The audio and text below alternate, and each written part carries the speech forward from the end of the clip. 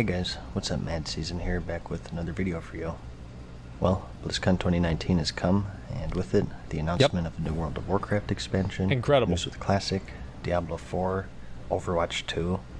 It's a stacked Overwatch convention 1. this year. As is customary with the channel, I thought it would make a quick but thorough coverage. The only two is how many the times you have to spend money. Focusing on World of Warcraft, since that's the channel's focus. Starting with Classic here, we have what most people expected, and that's the announcement on Phase 2, and that's the world bosses, Azure Ghost Next week, boys. as well as the release of Next the PvP honor fucking system, week. all on November 12th. Oh, it's gonna be good. Yeah, now you'll actually have a reason to ruin someone's day, as you'll now get points for it, rank up, and get some nifty rewards. Keep an eye out for an upcoming honor system guide that I'll be releasing on the channel pretty soon. The next big thing with current, however, is the new expansion, and that's the Shadowlands. The announcement came with 2 videos, a cinematic and a gameplay trailer, both linked in the description. And we saw both of those. Without spoiling too much here, we're launching an expedition into the Shadowlands, which is a realm of decay where the souls of the dead reside. Many new zones, dungeons, raids, and of course new gameplay systems that you'd come to expect were also announced. So let's get into those. Described as being the most major are Covenants. These are factions who reside within the Shadowlands that you can join to progress a unique story, and also gain some rewards, such as armor, mounts, and even new combat abilities.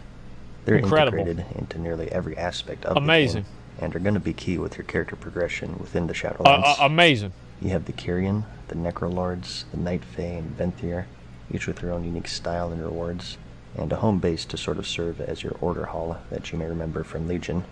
That's good. You are to receive 2 abilities for joining each Covenant. This is the one we've seen before. One that's tied to the Covenant itself, and a choice of 4 that are unique to each class. So it's designed to give you a lot of variety and choice of how you want to play your character. One aspect of Covenants is called soul binding. Basically, you train under certain members of these Covenants to gain passive abilities, and these are also customizable to an extent with their own talent trees. I think this will be cool. They're trying to bring in multiple layers of choice to make for a different experience for players of the same class. The resource of this expansion is moving from azurite to a substance called anima. You collect they both start with A, your NPC that way we choice, can keep having AP. And then you progress through that talent tree. Not a whole lot of details has been shared, other than the fact that it's not like the azurite system, where it's an infinitely grindable resource. It's supposed to be much more toned down from the sounds of it. The max level zone is called the Ma, which has some unique properties.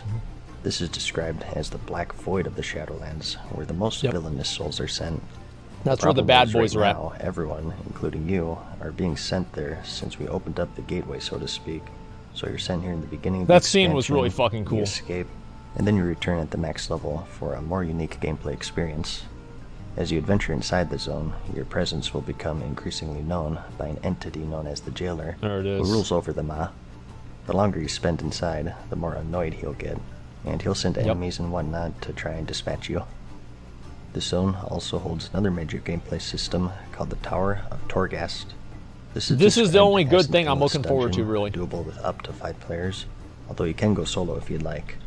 You go through level by level in a randomized dungeon crawl with ever-increasing difficult enemies, but also harder and harder puzzles and whatnot to solve. As the enemies increase in power, however, so do you, and through the collection of anima within the tower, you can improve your character in various ways with past buffs or affixes. This is the only feature in the new expansion I'm really looking forward to, seeing how this is going to go. Combinations that are promised to be different each time. And, as a reward for doing all of this, you get items called runes, which you use to craft legendaries. Again, not a whole lot is shared, but legendaries are back in the game.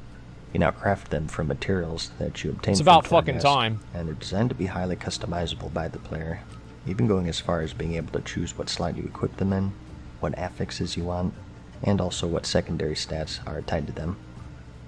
A big one, I think, is that loot in general, they said, they want to be more in the player's control.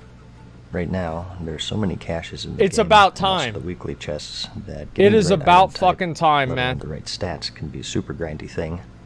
You're looking to alleviate this by doing things such as allowing you to choose what stats you want from craftable items, and by modifying the weekly chests for Mythic Plus and PvP. It gives you a list of items. Several items to choose from.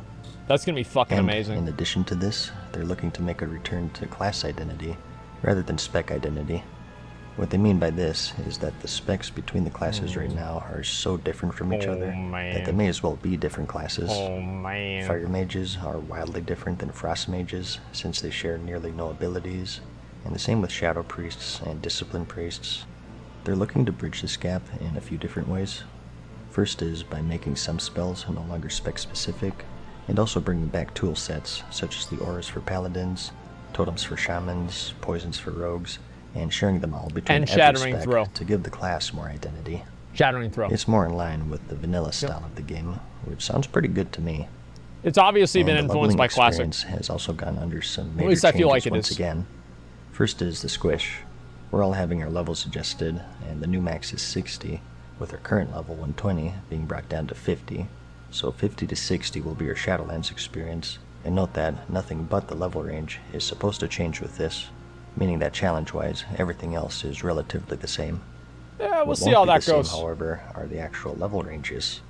Right now, with world scaling, you have some pretty good freedom with where you want to level in the game, as displayed with the following ranges. It's pretty massive. When the level squish comes, for 10 to 50, you'll be able to choose any one of the game's previous I feel it's kind of weird how everything just scales, though. For your 40-level journey. The Cataclysm Eastern Kingdoms, it's a bit too gamey for me. Outlands, Northrend, all the way up to and including Kultiras and Zandalar from BFA can all be your choices, so you can actually experience the full story of the expansions before you unlevel them. Yeah.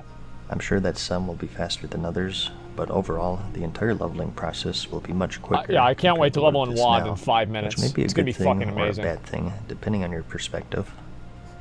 And notice that I didn't even cover 1 to 10 yet, and that's because they have a new zone for this called Exile's Reach, complete with its own story and introduction to the game.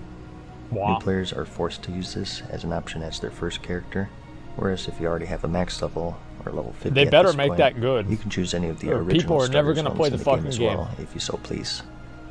And since we're talking about new characters, we should also mention the improvements to character customization. Which is nice. Character creation across the board is receiving upgrades. A few tidbits they mentioned is the ability to separate faces from eye colors, more options in general, including body paint. And in addition to this, you're also now able to make every single race, including allied races, Death Knights. So good news for all of you pandas out there. Oh, great. There's also a new pet alpaca that you can buy from the pet shop, and proceeds from this will be donated to charity for we.org and Make-A-Wish. Similar to last year's until the end of the year. And let's keep that in mind. About the shop, the Shadowlands is purchasable now if you care to pre-order. There are 3 editions available.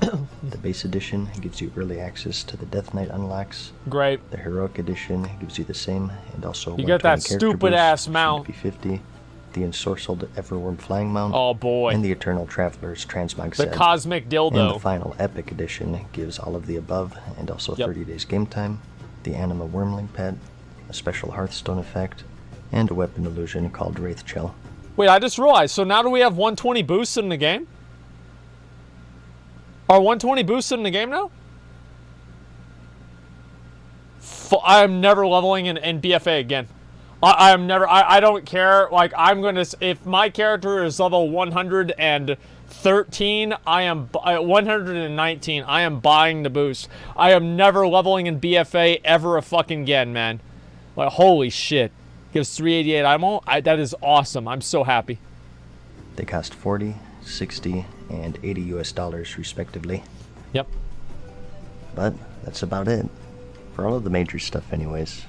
Like I said, I wanted to focus mainly on World of Warcraft since that's the focus of the channel. So mad, dude. I also wanted to talk about Diablo 4 a little bit as well, so you might see a video on that pretty soon. Fuck yeah, dude. Overall, in my opinion, the Shadowlands is looking like it has some potential, but it's still too early to tell. Yeah. I do like how it seems like they're going back to their roots a bit in regards to the class balance. So they have to. And giving these classes back their core abilities for every spec. I think that's an overall good change, but that might just be the vanilla fanboy in me speaking. There's a bit of that. As for the other stuff though, we'll just have to wait and see. I hope that it's good. I'm rooting for it, and I'm looking for a reason to play it more and get back into it. All in all though, I thought it was an alright convention.